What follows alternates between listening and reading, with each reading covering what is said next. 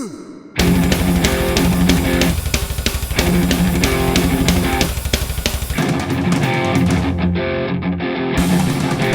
okay.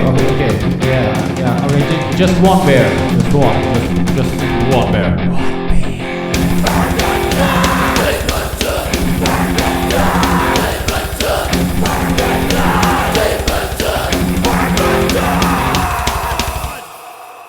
Hello and welcome to this episode. I'm Henrik from Nifrost, and with me today I have Invisus of Blodhemn, Onlan of Blodhemn, Auk of Blodhemn, Jan Ståle of Nifrost. In this episode, we will talk about Blodhemn. So, Invisus, can't you just talk about when you started Blodhemn? Yeah, it all started out. I had been drumming for a couple of years and living on an isolated island. There was not too many people to play with, so I eventually picked up the guitar and started playing simple riffs like the Anti-Sandman riff and that kind of standard things. And one day I found my father's. He had I guess it was an 8 or 4 track cassette recorder with it was separate tracks and stuff, and that had like a guitar jack plug-in, so you can plug the guitar straight into it and start a recording. And I before that I don't think I had any thoughts of doing anything besides just playing some cool riffs on the guitar. But when I found that and started to experiment with it, then soon I found out that, why not just go along and see where this goes? So that was how it started. The humble beginnings. Yes. Was it metal from the start, or did you play? Yeah, well, it was metal, kind of more heavy metal-ish, not at all, not very extreme at least, but it was just riffs and it was clean because I didn't have any distortion. It was a DA signal straight into the machine to a cassette. I think the only distortion pedals available at the entire island at the time were metal zones. So. Yeah, but at that level, I don't think I'd ever used a distortion pedal. I mainly played on a classical guitar actually at that point, and I guess I had plugged a guitar into an amp and used the distortion there, but I don't think I had pedals. And I was 13 years old at the time and a drummer, so I wasn't too familiar with how it was supposed to be done. What year was this? It was 2004, but I think it was either early or in the summer. Okay. Sometime around there at least. So that's how it started, and later on I found my dad's Mac that had like the Garage Band, I guess, if you know what that is. It's like the MS Paint version of a recording program that is standard with the Macintosh, isn't it? Doesn't it come with the standard package? It used to. Yeah. Does it still do that? Yeah, it does, and it also comes on. It's free to download on iPads and phones as well. Yeah, so that when I discovered that had like you could use simple pre-programmed beats and drag them in and kind of make songs in a new way than just a single guitar without distortion on a cassette tape. So it was kind of another level, and you could distort the signal right from the guitar, and yeah. So then it was a couple of demos. The early ones are just rip-offs, just me playing others' riffs and thinking it was my own. It kind of started from there. Yeah, later on I started to have acoustic drums, and me and Onlan. Some of the advantages from living on a small island is that the rehearsal room isn't that crowded. So I had a rehearsal room that I could use mostly as much as I wanted. So it was a lot of practicing and a lot of experimenting. And so later on, I started to record demos with acoustic drums, and I mic'd up the amps, and kind of got the more organic sound and production. What year was this? I guess I started doing this in like 2005, 6, like something like that. Okay. And at the time, me and Onlan we were jamming a lot and kind of mirroring ideas, and I don't know, we played a lot of Fizz stuff, and it was a very educational time for me, because Onlan is a couple of years older than me, and was ahead of me in musicianship and in a lot of things. So for me, it was very educational to go to the rehearsal room and jam, or just fuck around. Yeah, I think the benefit of me being an actual guitarist might have had something to do with it. Absolutely. So there were some Motorhead covers and shit like that as well, and we actually did a performance doing some Sabbath and Motorhead and Led Zeppelin. Zeppelin, Motorhead, shit like that. Yeah. So it was just you two at this point. Yeah, and I think I kind of the way I remember it was like I don't know what year, but at some point I kind of felt that, I don't know if I felt it or if we talked about it, but that Onland was kind of in the band, and was kind of, this was something we were going to do together. And he later had to go to the military or to the school Kongsau stuff. So something like that. You were away for a couple of years, and then it just I used the time and kind of established it more as a one-man band at that time. So I don't know if you remember anything about that. I can't really remember anything, but I think that's something you felt. Okay. I can't ever remember having that discussion. But well, I know we talked about some live stuff, but I don't. There's been so much many projects, and what was a project and what was a jam and what was it was a and me living away as well. So that happened, and I know for these years from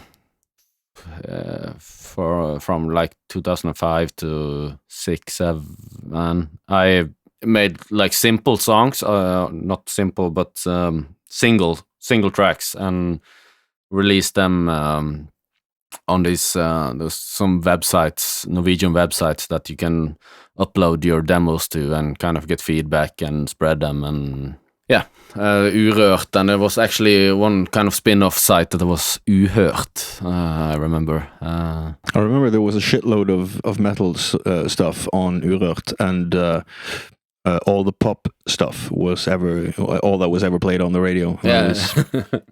Biased mainstream media, man. Fucking hell. Yeah, so that was the first couple of years, and then in late 2007 I started recording the Logical Madness demo, and I actually upgraded a lot of my equipment. I had I ordered from the USA some drum mix and a new drum kit also. I had a complete mic-up setup for for a double bass drum kit with like 6 toms or whatever, and yeah.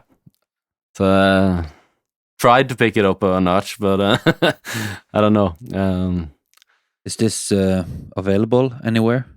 No, it's was released online, and I don't remember, but like 20 to 25 homemade CD copies in 2008. But this is not official yet, but I'm currently working on it to be re-released as a cassette. Oh, Okay.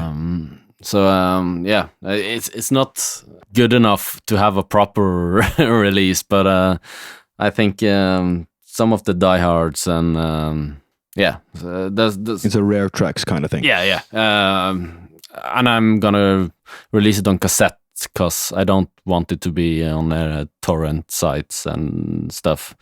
So You don't want most people to be able to play it. yeah, just ones that because That sounds like a challenge to me. yeah, I'll put it on a torrent site just because. I know I'm jinxing it by saying it, but I'm gonna release it as a cassette and write inside the booklet or whatever that if you upload this, Ivar Medos will get you or something. yeah. You're gonna go to fucking heaven. Yeah. I was wondering about the thing. Yeah. Are you a drummer or a guitarist? Like from the start? From the start, definitely a drummer. Yeah, so I guess I started drumming, I guess you could say the earliest around 2000 or something, but it wasn't really serious until a couple of years later, maybe 2001, 2. I think I got a double drum pedal for Christmas around 2002 or 3. And then the next years, then I practiced like hell, many hours a week, until about 2009, and since I haven't practiced almost, so I'm kind of rusty. And But your songwriting started when you picked up the guitar. no, it was kind of kicked off by finding out that I could record some stuff, just by chance, by finding that cassette machine. Prior to that, I had just been playing Enter Sandman and Smoke on the Water and the stuff. Then I understood that I can fuck around with this and maybe it will be cool. But yeah, Logical Madness. That was you released it online in early 2008. Yeah, I started recording it by Christmas time 2007. So it's 3 original tracks and 1 Iced Earth cover, if that's allowed anymore.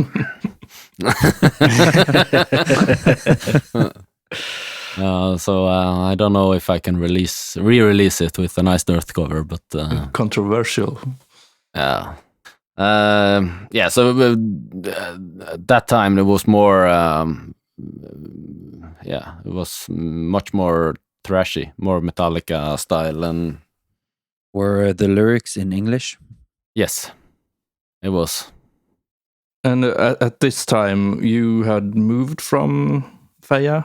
Yeah, I had to move to go to school, but I pretty much every weekend were back home and practicing and drinking, having a good time. So that's why I had to wait till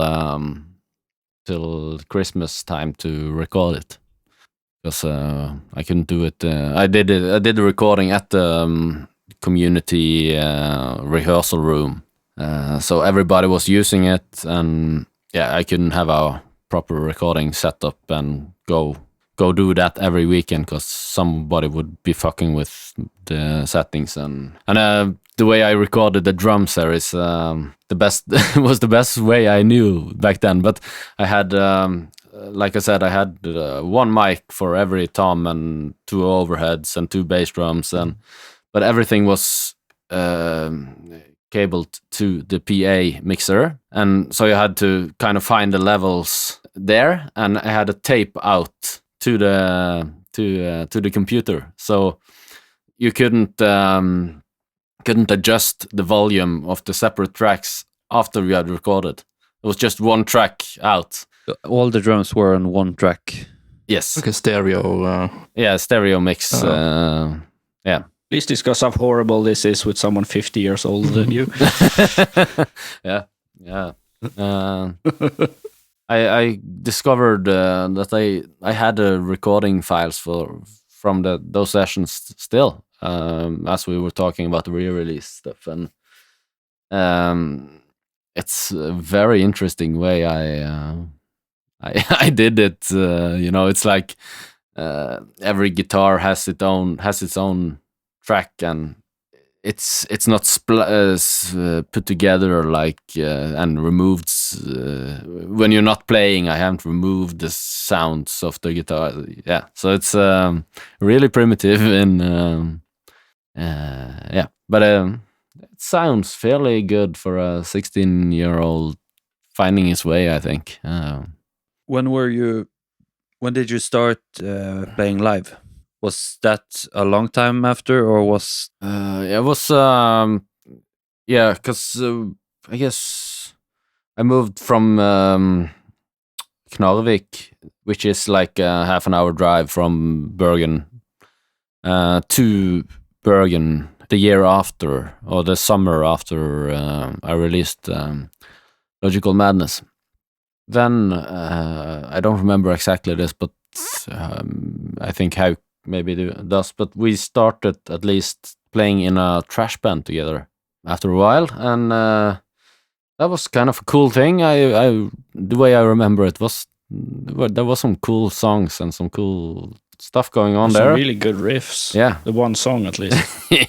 yeah, and that was the problem. It wasn't more than one song, and it didn't go anywhere. So eventually that died, and then I had through these years after the Logical Madness, I had been making songs and making demos. Like, I don't know if I released them even, but making songs at least. And I think what started the whole live thing, it was something I have been thinking about for a time, but couldn't find a lineup or the focus to do it. But when we went to Wacken in summer of 2009, I think. Yeah, because that was kind of the biggest challenge was to find a drummer that could play the stuff. But then through mutual friends, I found this guy called Felix, and he said he was a drummer, and I was like, okay. And we had some beers and found out that, maybe. And so we went back to the car. I had some demos in the car, and I remember I showed him the Willman track. It's pretty fast, trashy blast beat song. I remember sitting in the passenger seat and looking back at him. But, so you think you can play this? And I was, yeah, no problem. And I was like, okay. I didn't quite believe him, but That's pretty cocky. Yeah, of course. 18 years old and been practicing like hell for 5-6 years. So at the time, I don't know, but I didn't say it to him that I didn't believe him, but I hadn't played with good drummers at that time. I think I never done it, so that was kind of the background, I think. And you still haven't played with any good drummers. I played with you, sir. Exactly. Yeah. But at least, we made arrangements to meet up when we got back and jam on these songs. And then I, of course, remembered Håkon from the trash band stuff, that he was a cool dude and a great bassist. So,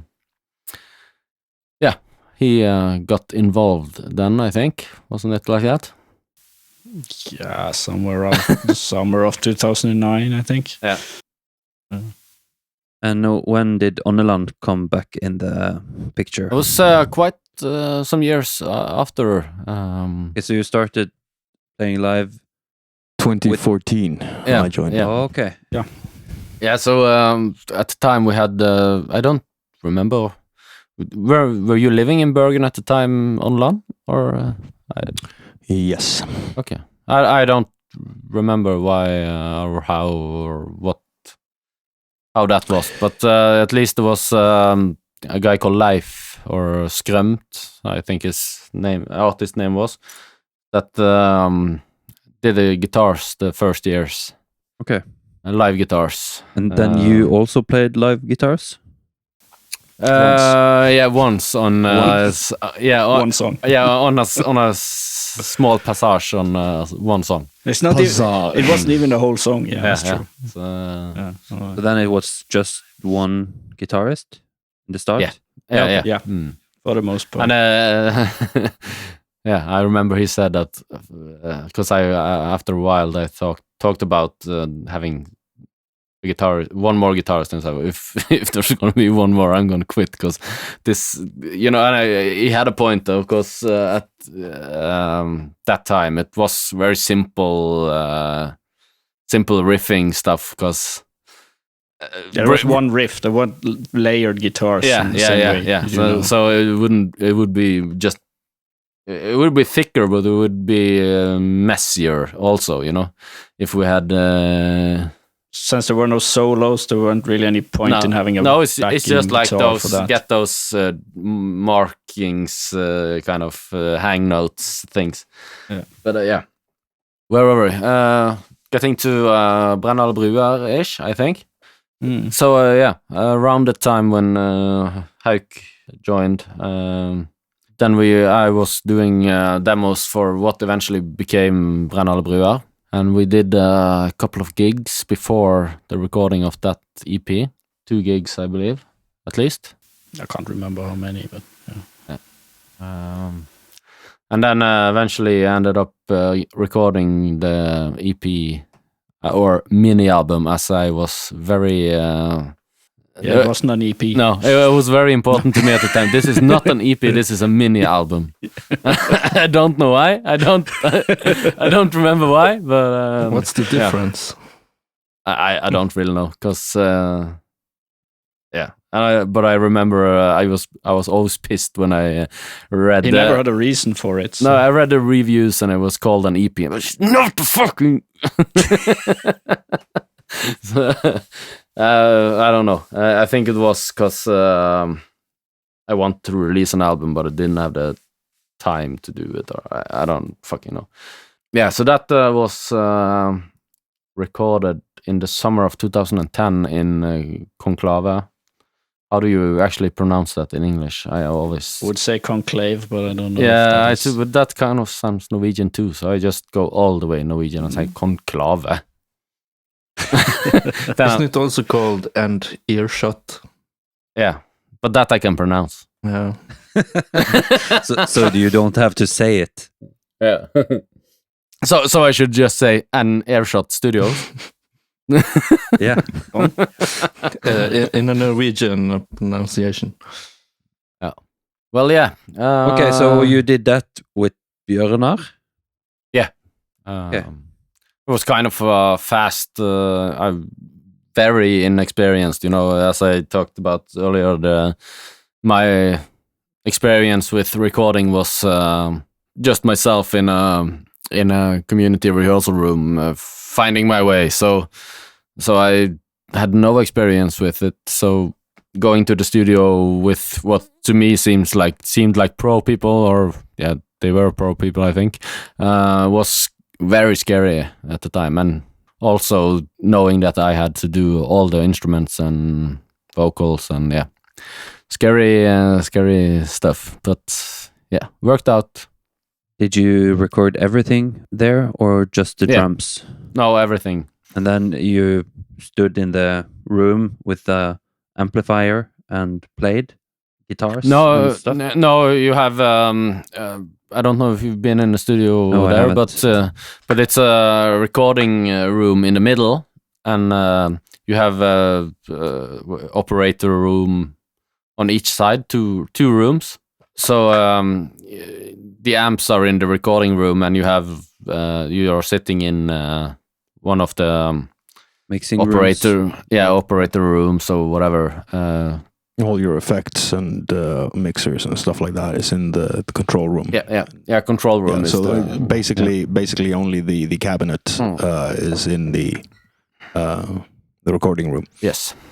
Did it take long, or was it like a week, or? No. Well, when you fuck up as much as he does, then it takes a. Well, you're not. That's not untrue, but it was a budget kind of recording. It was kind of. I guess Bjørnar actually kind of thought of it as a demo recording. I don't know. I did. I think the whole budget was on 20,000 Krowners. Yeah. Coroners. Yeah, it was pretty fast and get in, get out stuff. How many songs? 5, I think. Yeah, 5. Yeah. Where can people listen to these songs? These are available on Spotify. I just listened to them. Just to. Yeah. I haven't done it before, so I did it now today. So just to see how far it's away from what you're doing now. Yeah. And it is Blodhemn. Yeah, But, it is. Yeah. But yeah, it's a bit different. It's very primitive, but it's what it has is it's fucking angry. It's really angry, but it's primitive and it's primal maybe. But yeah, it's at least some of the songs have stuck with our fans. It's my impression at least. So Yeah, Vilman at least has stuck fairly well. That's it's a live favorite. But aren't any others we usually play, are there? No, but No? we get requests. But yeah, Mostly from your friends. Any set we don't play Vilman is a ruined set from yeah. But that's also kind of a song that's. I think I'd just be standing there on stage after the lights would come on. No, we're not done yet. It's a staple of of our live set. I did actually guest on that song last time you played in Bergen. Yeah, that was a cool. That was cool. Yeah, that was so weird. Not playing half of the riffs. That was yeah, because it was other. Oh yeah, setting when Jørn was than we usually do, because Exarim, who does the guitars usually, he did vocals, and he usually does the guitar when the drums quit, isn't it like that? No, you usually do it on LAN, and now Jørn did it. Yeah, he has one of the 5 breaks we have in that song where everyone stops but the guitarist, and he does one of them. I do the rest, and suddenly I was not playing those. That was You could have done them all. It would be okay. I usually do, and that's it was a same gig we did a cover of Damage Inc. by Metallica actually, and I had another guest vocalist. That was cool. that's true. It's a fucking intense, hard-hitting song. I enjoy that. Both doing it and listening to that song is it's very Blodhemn. It's very Doing it while listening to that song. yeah. Very. we should definitely do that more. Yeah. Bring that at least once. Yeah, but we need a vocalist that can do it, because me doing it all the way through is kind of monotone, I think. Or yeah. But talking about covers, did you? I know you have a thing about recording covers. Did you start already in? You said you recorded an Iced Earth cover. Yeah, that was on the demo. Yeah. Yes. No covers on the EP or the No. mini album. No. Fuck you. Sorry. No, at the time I hadn't. I had the idea later on that when I was in the studio, I wanted to record a cover song extra that didn't go into the album, so I could pile them up down the road and make something from, and I think that's cool when you find out that like your favorite albums or whatever, that there was something left out from those sessions kind of 10 years down the road or whatever. So it's How could they forget this one? no, but it's more. It's like a it's like a TV shop commercial. It's like, But wait, there's more. Yeah. You've been listening to this for 10 years, but wait, there's more. Was it Hit the Lights we recorded for? When No, we it did, was Washington? Motor Breath. Ah, yeah. Yeah, so Det er viktig å more seg. yeah.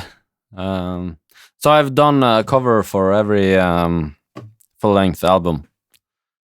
That's in storage. Yeah. Didn't you do 2 for Holman? Yeah, I did Den and The Demon. one was on the album. Oh, yeah, that's true. Den and Demon by Turbo Negro, if that's allowed to say. I thought you said U2, and I was like, what the fuck? Yeah. But yeah, we're I feel like I'd remember that. What? If you did a U2 cover, I feel like I'd remember that. I wouldn't tell you. Yeah. yeah, I think when did you actually release the Brenn alle bruer mini It was, album?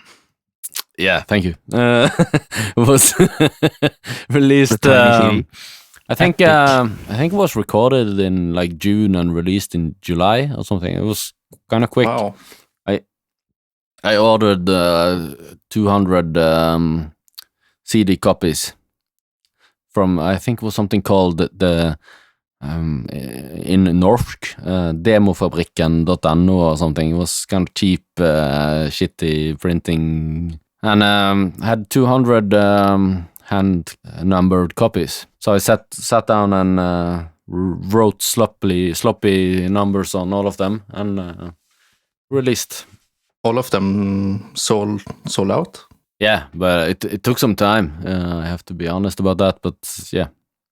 And then I see now that it's kind of there was a record shop on the east side of Norway that bought all the last copies I had because they had been selling them on Discogs and getting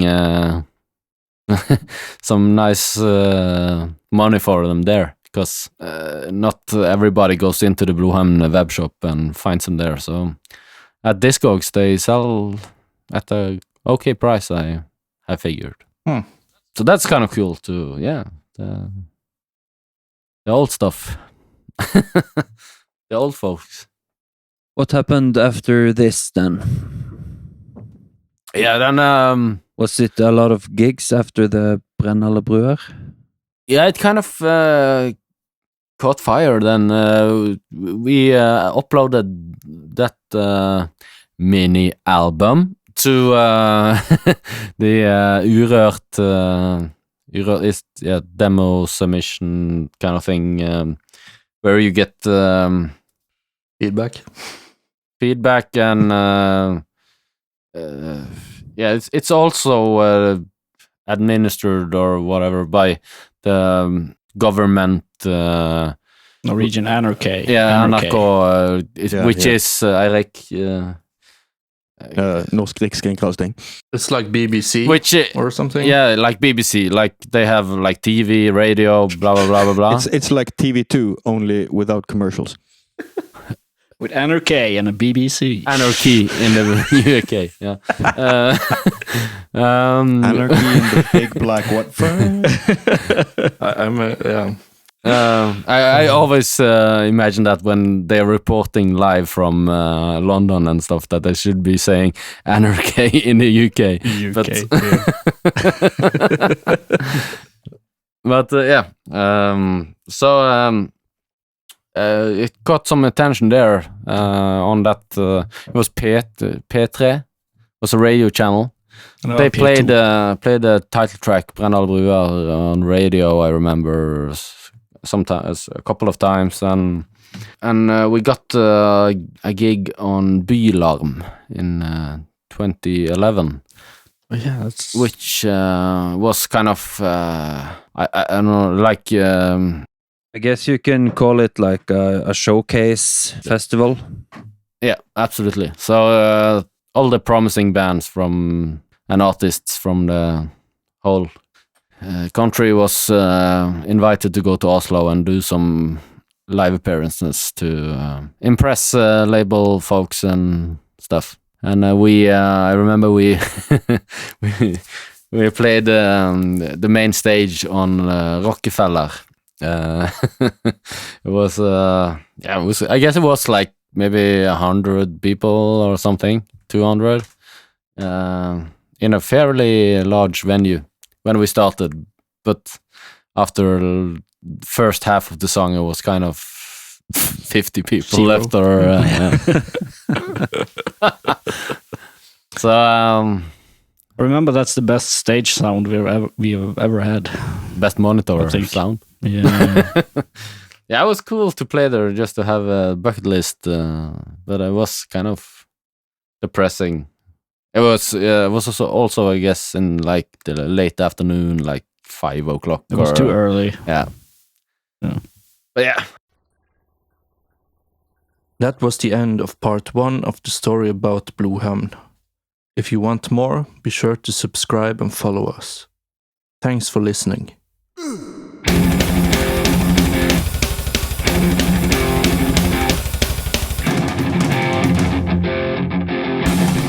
Well, okay.